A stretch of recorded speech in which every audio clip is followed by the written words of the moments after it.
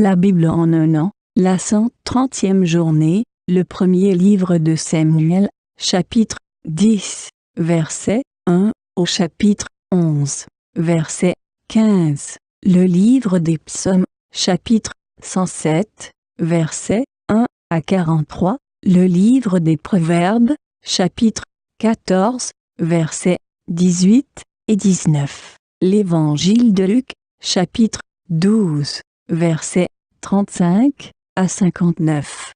Le premier livre de Samuel, chapitre 10. Samuel prit une fiole d'huile qu'il répandit sur la tête de Saül. Il le baisa et dit, « L'Éternel ne t'a-t-il pas oint pour que tu sois le chef de son héritage ? Aujourd'hui, après m'avoir quitté, tu trouveras 2 hommes près du sépulcre de Rachel, sur la frontière de Benjamin, à Tseltsach. Ils te diront, « Les ânesses que tu es allé chercher sont retrouvées. Et voici ton père, ne pense plus aux ânesses, mais il est en peine de vous, et dit, « Que dois-je faire au sujet de mon fils ?» De là, tu iras plus loin, et tu arriveras aux chênes de Tabor, où tu seras rencontré par 3 hommes montant vers Dieu à Béthel, et portant l'un 3 chevreaux, l'autre 3 gâteaux de pain, et l'autre une outre de vin. Ils te demanderont comment tu te portes, et ils te donneront 2 pains que tu recevras de leurs mains.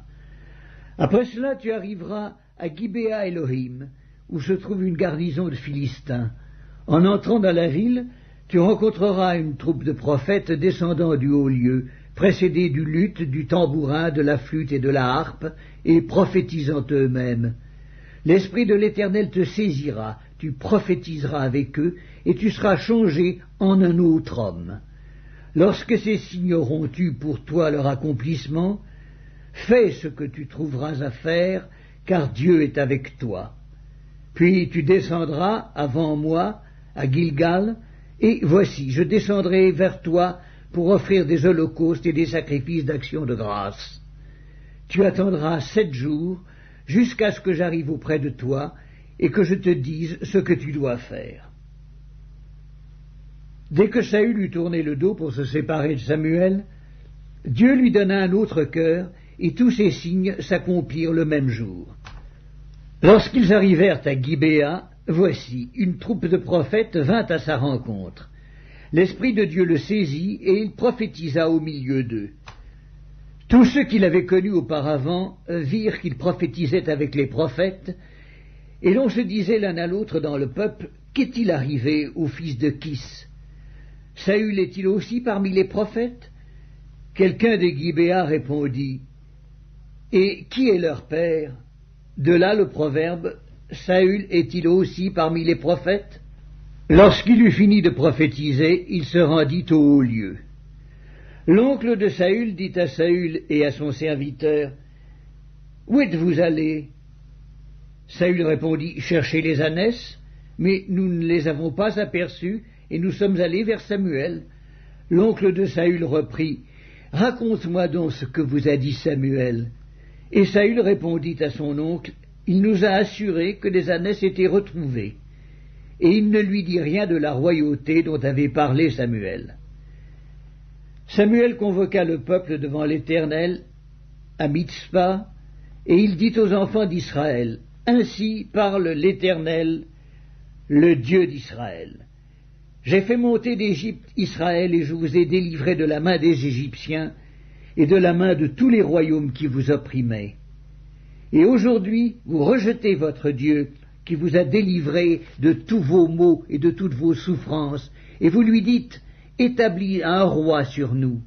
Présentez-vous maintenant devant l'Éternel, selon vos tribus et selon vos milliers. » Samuel fit approcher toutes les tribus d'Israël, et la tribu de Benjamin fut désignée. Il fit approcher la tribu de Benjamin par famille, et la famille de Matri fut désignée.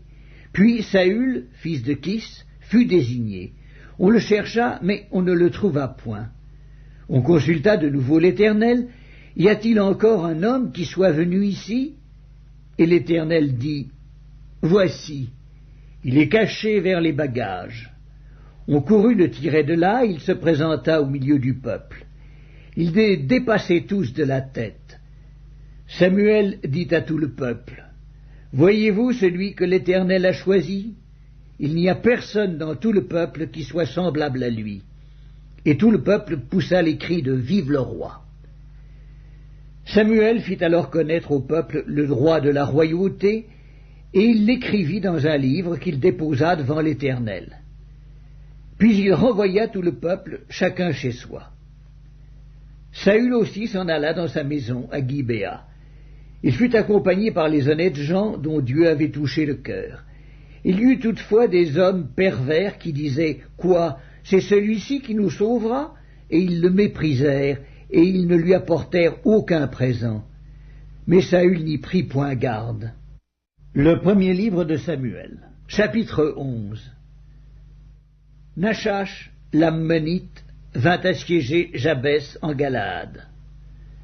Tous les habitants de Jabès dirent à Nachash, « Traite alliance avec nous, et nous te servirons. » Mais Nachash, l'Ammonite, leur répondit, « Je traiterai avec vous à la condition que je vous crève à tous l'œil droit, et que j'imprime ainsi un opprobre sur tout Israël. » Les anciens de Jabès lui dirent, « Accorde-nous une trêve de 7 jours, afin que nous envoyions des messagers dans tout le territoire d'Israël, et s'il n'y a personne qui nous secourt, nous nous rendrons à toi. » Les messagers arrivèrent à Gibéa de Saül, et dirent ces choses aux oreilles du peuple. Et tout le peuple éleva la voix et pleura. Et voici, Saül revenait des champs derrière ses bœufs, et il dit, « Qu'a donc le peuple pour pleurer ?» On lui raconta ce qu'avaient dit ceux de Jabès. Dès que Saül eut entendu ces choses, il fut saisi par l'Esprit de Dieu, et sa colère s'enflamma fortement. Il prit une paire de bœufs, et les coupa en morceaux, qu'il envoya par les messagers dans tout le territoire d'Israël, en disant « Quiconque ne marchera pas à la suite de Saül et de Samuel aura ses bœufs traités de la même manière. » La terreur de l'Éternel s'empara du peuple, qui se mit en marche comme un seul homme. Saül en fit la revue à Bézek. Les enfants d'Israël étaient 300 000, et les hommes de Juda 30 000. Ils dirent aux messagers qui étaient venus, « Vous parlerez ainsi aux habitants de Jabès en Galaad. Demain vous aurez du secours quand le soleil sera dans sa chaleur. » Les messagers portèrent cette nouvelle à ceux de Jabès, qui furent remplis de joie, et qui dirent aux Ammonites, « Demain nous nous rendrons à vous, et vous nous traiterez comme bon vous semblera. » Le lendemain, Saül divisa le peuple en 3 corps. Ils pénétrèrent dans le camp des Ammonites à la veille du matin, et ils les battirent jusqu'à la chaleur du jour. Ceux qui échappèrent furent dispersés, et il n'en resta pas 2 ensemble. Le peuple dit à Samuel, « Qui est-ce qui disait, Saül régnera-t-il sur nous? Livrez ces gens, et nous les ferons mourir. » Mais Saül dit, « Personne ne sera mis à mort en ce jour, car aujourd'hui l'Éternel a opéré une délivrance en Israël. » Et Samuel dit au peuple, « Venez, et allons à Gilgal pour y confirmer la royauté. » Tout le peuple se rendit à Gilgal, et ils établirent Saül pour roi devant l'Éternel à Gilgal. Là, ils offrirent des sacrifices d'action de grâce devant l'Éternel. Et là, Saül et tous les hommes d'Israël se livrèrent à de grandes réjouissances. Psaume 107. Louez l'Éternel, car il est bon, car sa miséricorde dure toujours. Qu'ainsi disent les rachetés de l'Éternel, ceux qu'il a délivrés de la main de l'ennemi, et qu'il a rassemblés de tous les pays, de l'Orient et de l'Occident, du Nord et de la mer. Ils erraient dans le désert, ils marchaient dans la solitude, sans trouver une ville où ils pussent habiter. Ils souffraient de la faim et de la soif, leur âme était languissante. Dans leur détresse, ils crièrent à l'Éternel, et il les délivra de leurs angoisses.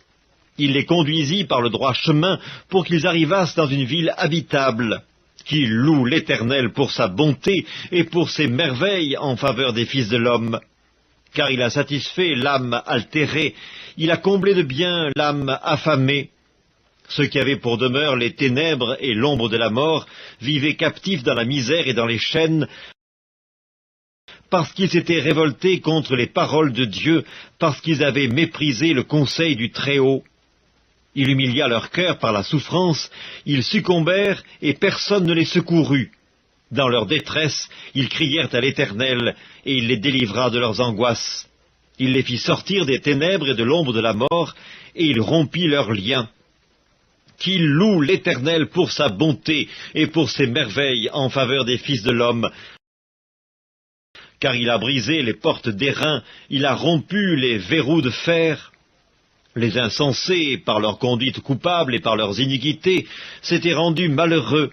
Leur âme avait en horreur toute nourriture, et ils touchaient aux portes de la mort. Dans leur détresse, ils crièrent à l'Éternel, et il les délivra de leurs angoisses. Il envoya sa parole et les guérit, il les fit échapper de la fosse. Qu'il loue l'Éternel pour sa bonté et pour ses merveilles en faveur des fils de l'homme. Qu'ils offrent des sacrifices d'action de grâce, et qu'ils publient ses œuvres avec des cris de joie. Ceux qui étaient descendus sur la mer dans des navires, et qui travaillaient sur les grandes eaux, ceux-là virent les œuvres de l'Éternel, et ses merveilles au milieu de l'abîme. Il dit, et il fit souffler la tempête qui souleva les flots de la mer. Ils montaient vers les cieux, ils descendaient dans l'abîme, leur âme était perdue en face du danger. Saisis de vertige, ils chancelaient comme un homme ivre, et toute leur habileté était anéantie. Dans leur détresse, ils crièrent à l'Éternel, et il les délivra de leurs angoisses. Il arrêta la tempête, ramena le calme, et les ondes se turent. Ils se réjouirent de ce qu'elles s'étaient apaisées, et l'Éternel les conduisit au port désiré. Qu'il loue l'Éternel pour sa bonté et pour ses merveilles en faveur des fils de l'homme. Qu'il l'exalte dans l'assemblée du peuple, et qu'il le célèbre dans la réunion des anciens. Il change les fleuves en désert, et les sources d'eau en terre desséchée, le pays fertile en pays salé à cause de la méchanceté de ses habitants. Il change le désert en étang et la terre aride en source d'eau, et il y établit ceux qui sont affamés. Ils fondent une ville pour l'habiter, ils ensemencent des champs, plantent des vignes, et ils en recueillent les produits. Il les bénit, et ils deviennent très nombreux, et ils ne diminuent point leur bétail. Sont-ils amoindris et humiliés par l'oppression, le malheur et la souffrance? Verse-t-il le mépris sur les grands? Les fait-il errer dans des déserts sans chemin? Il relève l'indigent et le délivre de la misère. Il multiplie les familles comme des troupeaux. Les hommes droits le voient et se réjouissent, mais toute iniquité ferme la bouche. Que celui qui est sage prenne garde à ces choses, et qu'il soit attentif aux bontés de l'Éternel. Livre des Proverbes, chapitre 14. Les simples ont en partage la folie, et les hommes prudents se font de la science une couronne. Les mauvais s'inclinent devant les bons, et les méchants aux portes du juste. Évangile de Luc, chapitre 12. Que vos reins soient sains, et vos lampes allumées, et vous, soyez semblables à des hommes qui attendent que leur maître revienne des noces, afin de lui ouvrir dès qu'il arrivera, et frappera. Heureux ces serviteurs que le maître, à son arrivée, trouvera veillant. Je vous le dis en vérité, il se ceindra, les fera mettre à table, et s'approchera pour les servir. Qu'il arrive à la deuxième ou à la troisième veille, heureux ces serviteurs, s'il les trouve veillants. Sachez-le bien, si le maître de la maison savait à quelle heure le voleur doit venir, il veillerait, et ne laisserait pas percer sa maison, vous aussi. Tenez-vous prêts. Car le Fils de l'homme viendra à l'heure où vous n'y penserez pas. Pierre lui dit, Seigneur, est-ce à nous ou à tous que tu adresses cette parabole? Et le Seigneur dit, quel est donc l'économe fidèle et prudent que le maître établira sur ses gens pour leur donner la nourriture au temps convenable? Heureux ce serviteur que son maître, à son arrivée, trouvera faisant ainsi. Je vous le dis en vérité, il l'établira sur tous ses biens.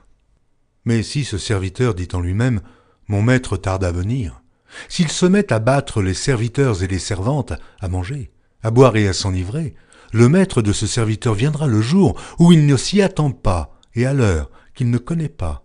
Il le mettra en pièces et lui donnera sa part avec les infidèles.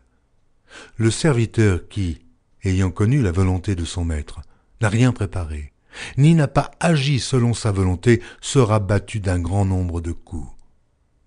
Mais celui qui, ne l'ayant pas connu, a fait des choses dignes du châtiment, sera battu de peu de coups. On demandera beaucoup à qui l'on a beaucoup donné, et on exigera davantage de celui à qui l'on a beaucoup confié. Je suis venu jeter un feu sur la terre, et qu'ai-je désiré, s'il est déjà allumé? Il est un baptême dont je dois être baptisé, et combien il me tarde qu'il soit accompli. Pensez-vous que je sois venu apporter la paix sur la terre? Non, vous dis-je, mais la division. Car désormais, 5 dans une maison seront divisés, 3 contre 2 et 2 contre 3. Le père contre le fils, et le fils contre le père. La mère contre la fille, et la fille contre la mère. La belle-mère contre la belle-fille, et la belle-fille contre la belle-mère. Il dit encore aux foules, quand vous voyez un nuage se lever à l'Occident, vous dites aussitôt, la pluie vient, et il arrive ainsi. Et quand vous voyez souffler le vent du midi, vous dites, il fera chaud, et cela arrive. Hypocrite. Vous savez discerner l'aspect de la terre et du ciel. Comment ne discernez-vous pas ce temps-ci? Et pourquoi ne discernez-vous pas de vous-même ce qui est juste? Lorsque tu vas avec ton adversaire devant le magistrat, tâche en chemin de te dégager de lui, de peur qu'il ne te traîne devant le juge, et que le juge ne te livre à l'officier de justice, et que celui-ci ne te mette en prison. Je te le dis, tu ne sortiras pas de là que tu n'aies payé jusqu'à dernière pite.